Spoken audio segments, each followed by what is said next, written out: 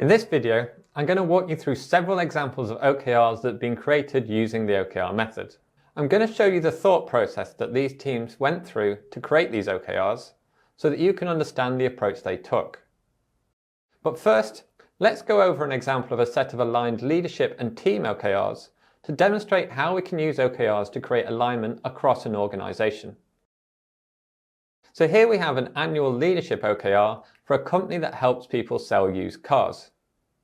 The objective is create a classified marketplace for electrically powered transportation in order to create a zero carbon future for the less affluent.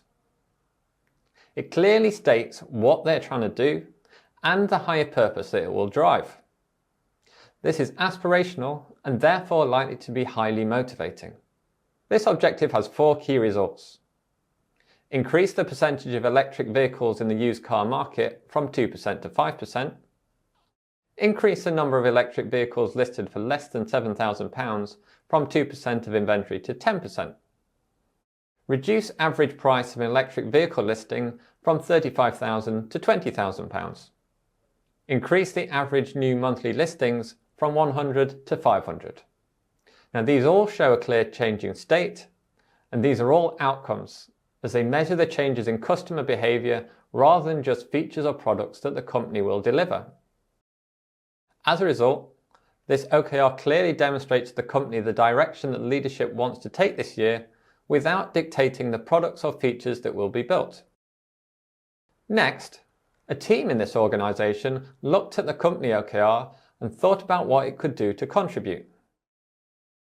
As they were responsible for the listing process, they came up with the following objective: simplify the classified advertisement process so that it is accessible to all customers.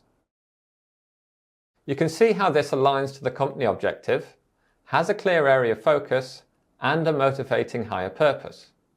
Key results they chose were: reduce the dropout rate of classified ad creation from 60% to 40%, reduce average sales lead time from 7 days to 5 days, increase conversion rates from sign-up to listings within 30 days from 10% to 20%, and increase FIFO score from 4.3 to 4.8. Once again, these demonstrate a clear change in state and are all measuring changes in user behaviour rather than just the features that the team will build.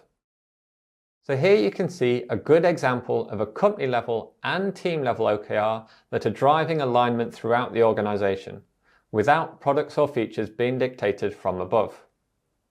There is space for teams to create their own strategy and to experiment with different ways to achieve the outcome.